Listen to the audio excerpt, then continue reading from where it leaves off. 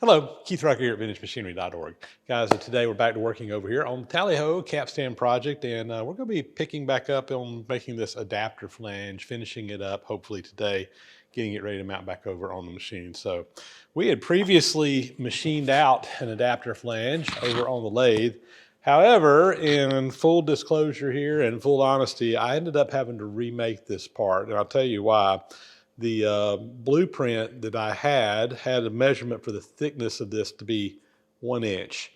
However, there was a little note beside that I needed to check the another measurement and potentially change that measurement to actually fit the parts that we're working with. And I didn't catch that. I was just building it to the print, and I really didn't notice the note over there and whatever. Once we got this built and started kind of getting ready to go to the next step, I realized that it wasn't the right thickness and some of our measurements were going to be off. So I had to get a new piece of material. We had to remake this, and this is now, instead of being 1 inch thick, I don't remember the exact number, it's about an inch and 3/8 roughly. It's got an exact measurement that I had to go to. But other than that, same process. I didn't bother filming that. But up next, we need to finish machining this. And this is going to be a fairly complex part. And we're going to be doing this over here on my Kearney Tracker 2D rotary head mill machine. This is actually the first time that I will have used this machine on a real job in the shop. But we've got the perfect application for it, because we're actually going to have to be milling out some radiused areas on this to make it fit over there. And perfect application here. To use this manual machine to basically do something that most people would say you needed a CNC for. And that's kind of what this machine, this is an old school machine for doing that kind of work. So without further ado, let's get in here and get this part set up, and we're gonna start getting this thing machined out. So let's get in here and do it. So the first step that I need to do is I need to go ahead and get the bolt hole pattern drilled into this part to match what we did over on the Capstan. And yeah, previously did that over on my vertical mill. I'm going to use the rotary head mill mainly because I got this new DRO, and I'm really excited about checking it out. And I think it should be a little bit easier to do that with this particular setup. So I'm going to put a block of wood up underneath this in my vise. I will note that I had to take the back vise jaw off to be able to get this part to fit in here and make it where it would work on this mill. I kind of hate to be clamping up against just the back there, but this is just what I need to do, so we're going to do it. I'm just going to clamp this in place.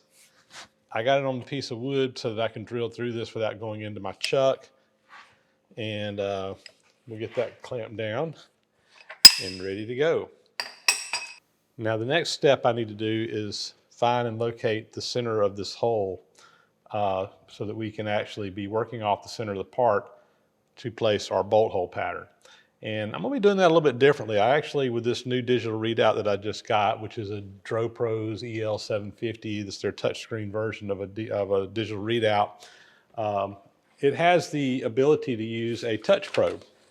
Actually, my other DRO has the ability to use one too, but I've never had one. But I went ahead and purchased this little touch probe that is compatible with my digital readouts. And we can use this instead of using an edge finder to find edges and centers and so forth going forward. So this one is made by a company called Drewtronics. It's a little, small guy. He actually is one of my viewers. I didn't realize that until I purchased this from him. This was recommended to me by DroPros, the guys who make my DRO, as a good touch probe to use. So anyway, we're going to give it a shot. So basically, it's just got a spindle in here. You got the stylus.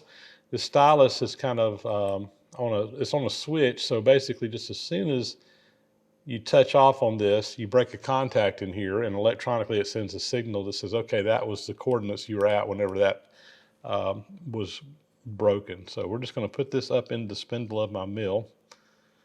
I got that just loose in there. I'm just going to tighten that collet up by hand a little bit. And now I can go around and touch this in different places, and it will basically edge detect where I'm at. And we'll plug this over into the back of the DRO. It's just got a little plug in the back, and should be ready to roll. So we're ready now to go ahead and set up our digital readout to find the center of the hole here. And we're going to be using the probe function. So right here we go into probe. And the next thing I want to do is I want to find, you can use your touch probe to find the center of something. You can use it to detect an angle. You touch off of a couple of points and it will calculate the angle that it is. It's got several different functions. We're going to go into the diameter mode, which is going to find the center of a hole.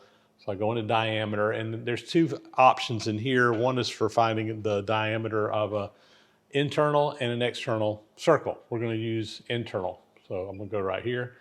Now it basically is telling me to drive my DRO to position 1. So I'm going to lower my probe down here into the part a little bit. And I'm going to go in here and we're just going to move the table over and we're going to touch this first corner. It's going to detect 3 points. So we'll detect 1 point here, 1 point here. We'll come back some and go up and touch the back. From that, it can calculate the diameter of the hole, and then we can then calculate the center and force the DRO to go 0, 0 on those coordinates. So I'm going to get over here and crank the table. So we're going to go in and we're going to touch off on that. When it does, it'll beep. There's actually a little light on this probe too. I got it around where you can't see it right now, but a little LED light, but I'm going to do it. You'll hear it beep. All right, it beeped. Now it's telling me to move to position 2. You don't have to go super slow. I'm being careful here. It will detect the exact moment that it touches the edge there. All right, we're going to touch the second side. Now I'm going to go back. You don't have to go to the center. You just have to go somewhere in there. And we're going to go to position 3, which is going to be in this direction. We'll come in and right there. So now it tells me my diameter. It says it's 2.2108. And yeah, that's right there, basically, according to my blueprint, that's right on. And now I can come in here and say center. I hit this button, and what it does now is it gives me my coordinates up here to drive it to center. I'm going to exit out. And you can see the coordinates up on the digital readout.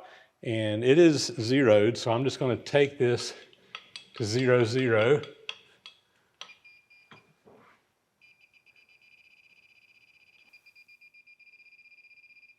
There we go. We are on 0, 0, right in the center of that part. Now I can take my touch probe out now. I'm really excited about having this touch probe. I know there's going to be lots of places that I can use this going forward. And like I said, I can use it with my other digital readout that I have on my other mill as well. The functions are a little bit different because you don't have the graphical interface to work with, but it basically works the same way. And that collet is stuck. I'll get that out of there and we'll move on. Well, if you can hear it, we got a thunderstorm passing over right now, but we're going to continue it on. I want to go ahead and put my drill chuck in here. So this K&T milling machine has a kind of an unusual collet system. This is a 30 taper, or 40 taper, I think actually, but it's a modified, basically for this mill. And there's no drawbar in the top like a normal one. You actually tighten this up on the bottom, and you use this special collar here that fits over some slots. We'll put that collet up in there, and we'll use this little retainer on the bottom to kind of tighten it up into place. All right, I got a wrench over here that connects into that. There's actually a little spindle lock up here on my spindle. Let me lock that in place. And I got that spindle locked in place where we can tighten this up now. And there we go. Chuck is installed. So with the part all centered up over there on 0, 0 in the center of the hole, the next thing I want to do is set up our bolt hole pattern. To do that, we're going to go into the function mode, and the first option on there is bolt hold. I'm going to click on new, and it's going to ask us what the coordinates of the center are. They're going to be 0, 0. We've already got it in there. Need to put in our circle radius. I'm just going to go down to the third line here for circle radius. And I'm going to put in the radius of the circle. And guys, we're matching the circle that was put into the capstan base over there. And many of you guys caught that we made a mistake when we did the circle and the other one. My dyslexia got the better of me. It was supposed to be 3.248 inches. We entered in 3.284 inches. The good news is that we're making everything that goes on here so we can make the rest of these parts to match. Yeah, it was a mistake, but it's a recoverable mistake, fortunately, in this case. So I'm going to put in the correct radius to match what we put into the base, which is 3.284, and I'm going to double check that, 3.284, 3.284 on my paper. All right, my starting angle is next. This is going to basically line things up. We're going to do an 8-hole pattern, but I do want to rotate those holes by half a hole pattern because my mill, I've got a limitation on how far back I can go before I run out of travel, and I can pick up a little bit of extra room there. So I'm going to, on an 8-hole pattern, each bolt hole is at 45 degrees.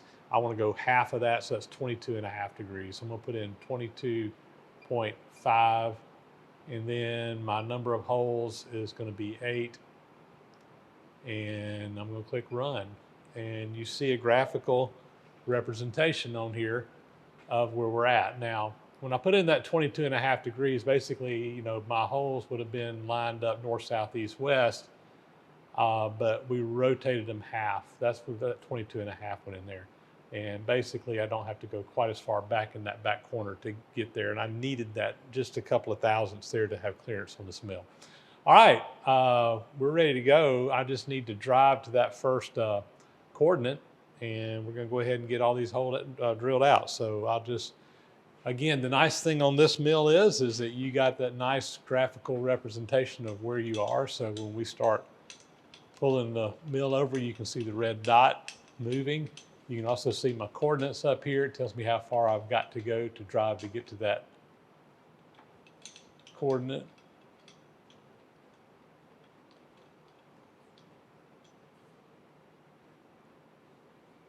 I'm just going to take that to 0. A little too far.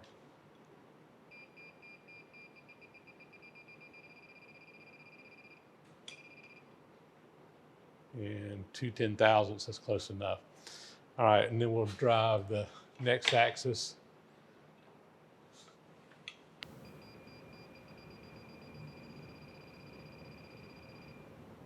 All right, so now we can drill our first hole. So what I'm going to do, guys, is I'm going to go around. I got a spotting drill in here. I just want to locate all the holes, and we're going to go back and drill them all separately. This mill has a quill on it. There's a little crank over here on the side to move it up and down. I don't have as much up and down travel on this one as I do in my vertical mill. And because of that, I don't have room for the spotting drill and the drill bit to do it all in one operation. I'll have to lower the table down. So I'm going to go around, spot them all first, and we'll come back and drill them all. Let's get our spindle going. And I'm just going to come in here and we'll spot that first hole. All right. Now I'm going to drive to the second coordinate on the digital readout. So up here on the digital readout, we're going to jump to the next hole. So I'm just going to click jump, enter the hole number. We're on hole number 1 right now. I want to go to hole number 2, enter. And you can see it's moved it up to the next one, and it tells me how far we got to go. So we're just going to move in.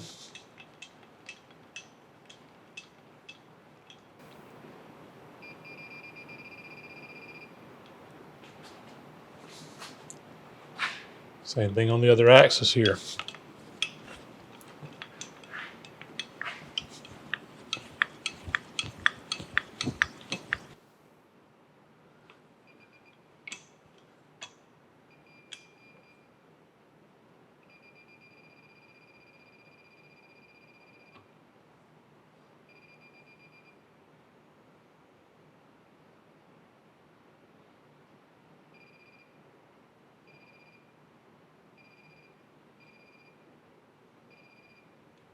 All right, there we go. We'll go ahead and drill that one, and it's just rinse and repeat. I'm gonna go around and get them all spotted. Here we go.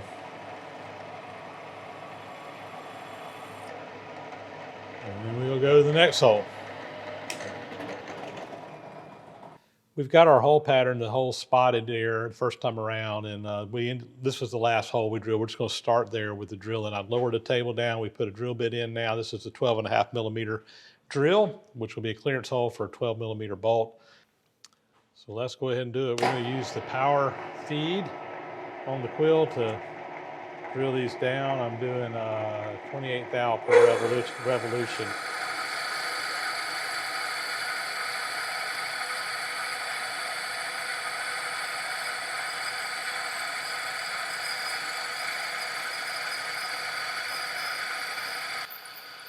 I should see some wood come up when we get down to the bottom of that hole.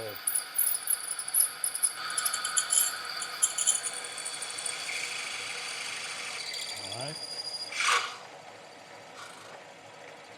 And we'll come up, go to the next hole. Again, rinse and repeat. And here we are at our last hole. Go ahead and get that one drilled out. And I think we'll have this bolt hole pattern all ready to go. I'm actually only going to use 7 of the holes. One of those is going to be completely milled out, but I wasn't sure. Well, I guess it doesn't matter, but I just went ahead and drilled them all. Not going to hurt anything. Once we get this done, we're going to be setting up and doing some pretty crazy stuff as far as cutting some radiuses on this, so that's going to be fun. All right, we'll finish this up and get ready to go to our next step. We're just about through with that hole. All right. One bolt hole pattern, all knocked out. We have our bolt hole pattern drilled into the adapter flange, and the purpose of this adapter flange is to adapt basically to the bottom of this capstan piece right here. We've already gone in here and done some milling and kind of prepped this. We've got an irregular casting that this has to bolt and mount into, and we want to have good positive contact pretty much in 3 different planes. So we got this top plane here where it's going to go down. We got this intermediate plane and this bottom plane. And in order to do that, we're going to have to mill out a pocket on the bottom side of the flange here to kind of make that. We've also got to have clearance, just a whole chunk cut out up here so this can go up around here. One of our holes is kind of in that. It's going to all disappear. So here is a drawing that kind of shows what we're going for. Let me zoom you in there a little bit more on that. So this is kind of what our adapter flange has got to end up looking like. So we've got to basically mill out a whole section there in the back. We've got to mill out 2 different arcs here that will mount on top of this area. And we've got to mill out an area in the middle where this goes. And we're even going to have to do some kind of radiusing around these corners to kind of fit into these as well. So I've got a pretty good drawing on how I need to set all this up. Where my center point is in relation to the center point here, it's offset just a little bit, etc. What my radiuses are, etc. So we're going to be using the rotary head mill to actually mill these arcs over there. So that's going to be a perfect application for that milling machine and what it's capable of doing. So we're going to go get that set up. I think for work holding purposes, I'm going to take a pallet and just kind of bolt that to the table. And I'm going to drill 2 holes, tap 2 holes here. We can just bolt this down on these 2 screws here. These are areas that will not be milled. And that will kind of attach that for work holding. And then we will again, find our center of the hole, work off of that, and get our arcs milled in there. That's my game plan. Let's make it happen. So I found this piece of scrap aluminum over in my scrap pile, and this is what we're going to use as a pallet, basically to bolt this flange down to. But I first need to get this bolted down to my milling machine table. So just drilled some 1/2-inch holes, countersunk them here, counterbored them for a socket cap screw to fit down through, and we're just going to drop these in place and put those into a T-nut below, and we're going to bolt this down to the table, and then we will work on getting this set up to hold that flange. T-nut up on there. Just bolt this right down to the table. This will just become a fixture that we will custom make to hold that flange. I'm going to put a little bit longer screw in this one. That one was just barely engaging.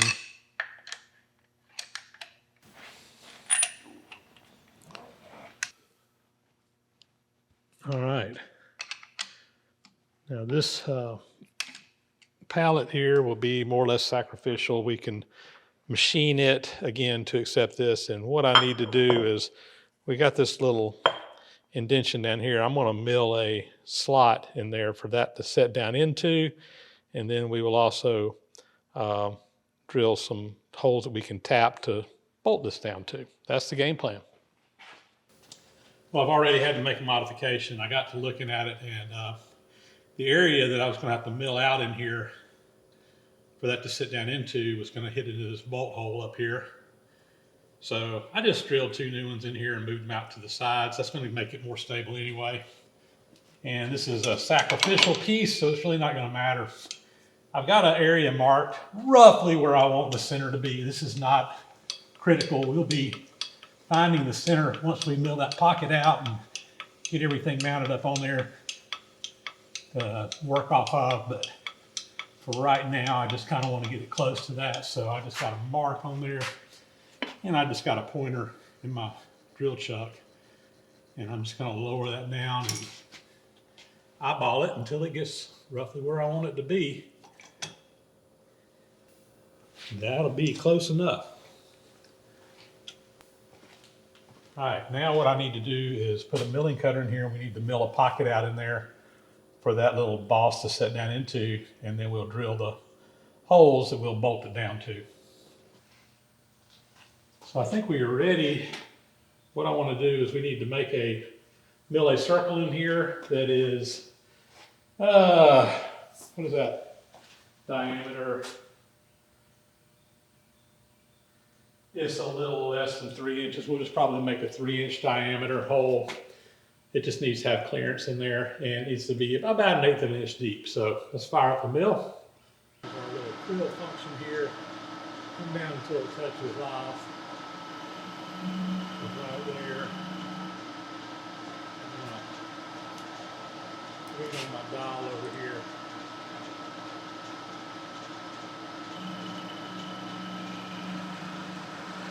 Let's start 10, 20, 30, 40, 50, 60, 70, 80, 90, 100, 110, 120, we'll just go about 130 deep. All right. Now, to mill our circle, with this being a rotary head mill, I'm going to actually move the spindle back, and then we're going to rotate it around in a circle, which is why they call this a rotary head mill. So I'm just going to move it back.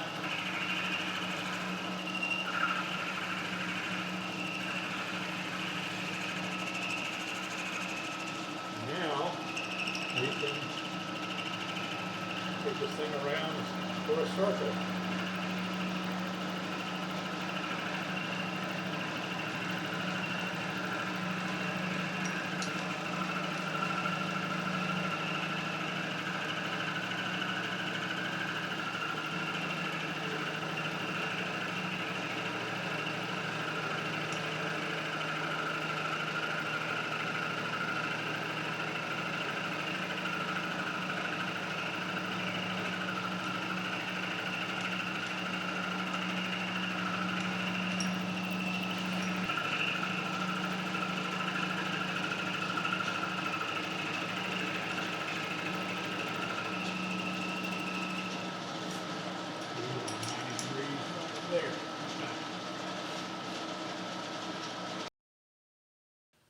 round two of milling. Turn my spindle back on.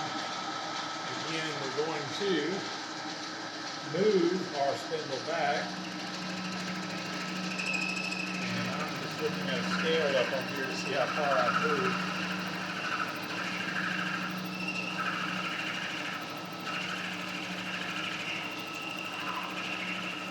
Alright. Now, I'm going to use the power feed this time to go around the circle. We're just going to let it mill around.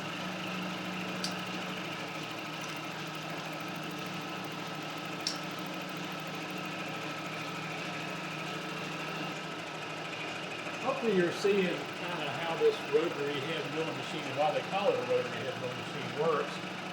And there's a lot of times when you need to have a nice smooth circle milled in something, or an arc milled in something. And this machine is perfect for that. It also has other functions you can do. It'll actually have an adjustment that goes down, and you can make a round bottom hole with it using a cheering attachment. And there's all kinds of accessories to really make this mill quite versatile. All right, we're coming back around on full circle again. Right there. Go ahead and feed in another 1/4 of an inch.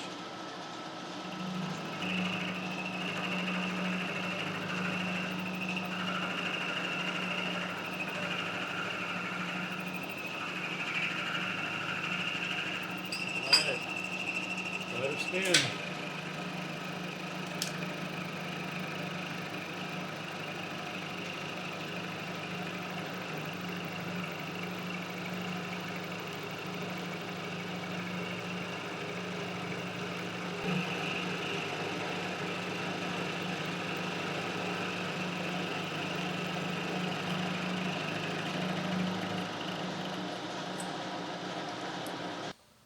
So let's try her out here. And then we got the boss. That's just clearance for the boss to go down into. We're going to put it on the pallet like this. And there, that drops in there. It is a little oversized, but that's fine. I just need clearance. That's all I need. So now I need to drill and tap 2 holes that are lined up square with the table, and where we can bolt this thing down, and then we can start milling out all those crazy slots that we got to do. So let's do that. So for that, what we're going to do is we're going to set the touch probe back up again. I'm going to go ahead, bring my spindle back into 0 up here where I've moved it out on the dial. We're going to get a good 0, 0 coordinate again. Then we'll use the bolt hole pattern set up again to drill and tap. We'll only drill and tap those 2 holes. That's all we need to hold this down. And again, the reason that I'm not drilling and tapping the other holes is these are the only 2 holes that will be on the surface. Everything else will be milled down, as you can see, so they'll be in the way if I put a screw in there. But these 2 on the top, we should be able to bolt down to on those. All right, let me get that going, get the spindle zeroed out, put the touch probe in, find center, and we'll drill and tap those holes. So I'm gonna go ahead and spot them first, and then we'll drill them like before. There's my first one. We'll just come down, spot that hole, and then I'm just going to navigate back and back. We'll go ahead and spot them both, and then we'll drill them.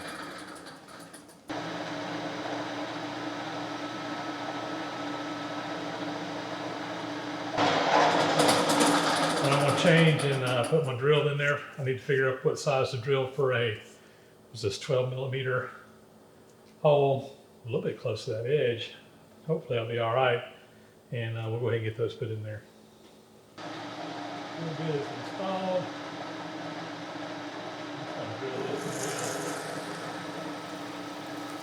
right up on that shoulder, but we're all right. I don't want to go all the way down through this. I just want to get deep enough that we can get some good threads in there holding it in.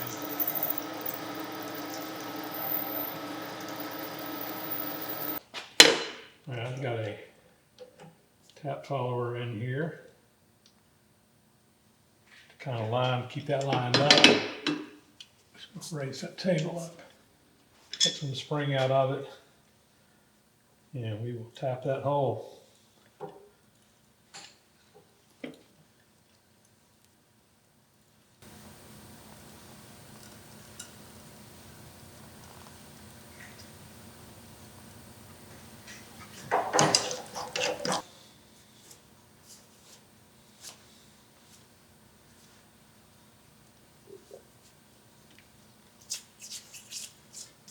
And then we'll move our table over, get lined up on that hole, and do the same thing.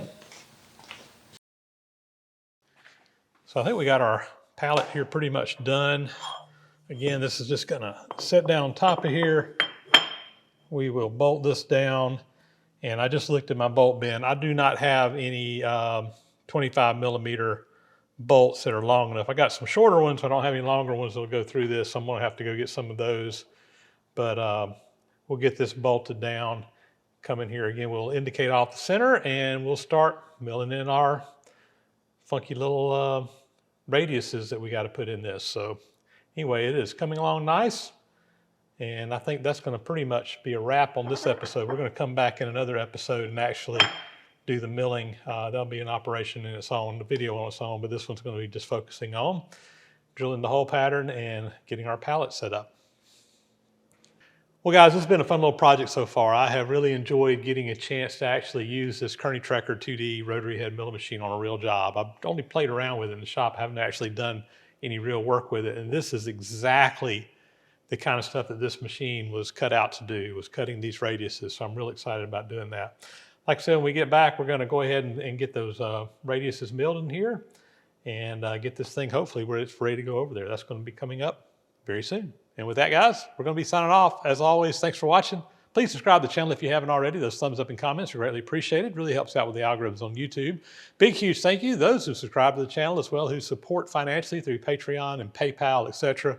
There's links to that down in the description below if you want to help out there. Really helps out with just me being able to take the time to shoot these videos and bring them to you, because it doubles the amount of time I do anything in the shop when I'm shooting video.